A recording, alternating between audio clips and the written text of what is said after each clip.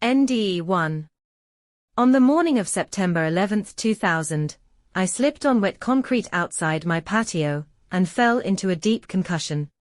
I was in an altered state for about 2 hours before anyone came to my aid. While I was in an altered state, I felt myself being shown flashes of dead people and thinking of helping them. I couldn't reach any of them because they were all in 2 separate cages. I then woke up and my watch was stopped at 8:56 a.m., which was the time the World Trade Center towers were hit.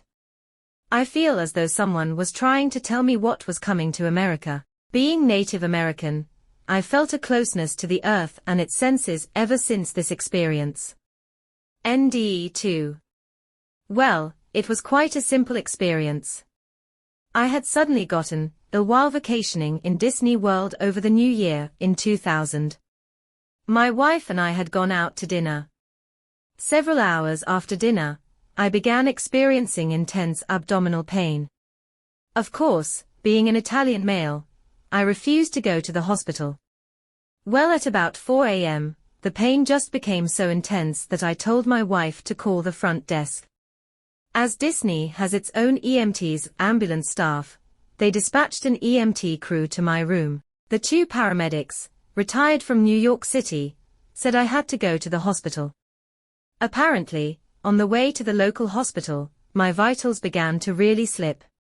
I remember the paramedic requesting via radio that instead of going to the local hospital, they would divert to the regional trauma center.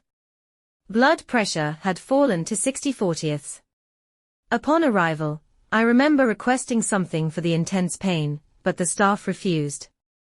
Doctors said they could not give me pain medication until they found out what the problem was. They had to perform a CAT scan and other tests. That's about the last I remember. I don't think they ever gave me any pain medication.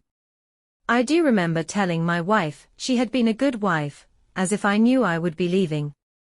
Unknown to me at the time, the hospital had sent the chaplain to stay with my wife in my room. I also later learned that doctors told my wife they had done all they could, and now it was up to me. Well, at some point, I guess I lost consciousness. Upon awakening, I remember it was like being shocked back to life. No, I didn't have a heart attack, and they did not use the paddles either. I remember seeing a very, very bright white light. I also remember seeing my mother, who had passed several years earlier. She was standing in front of a doorway or entrance in a blocking manner. She did not say anything, but I guess the symbol was that it was not my time to enter. I then woke up. For some reason at the time, I felt disappointed that I was not allowed to enter and remain wherever it was I had gone. It seemed so peaceful. Today, I have no fear of dying because of what I experienced. That's about it. To this day, the doctors debate whether I had a staph infection, toxic shock, or anaphylactic shock. I did make a full recovery from whatever it was.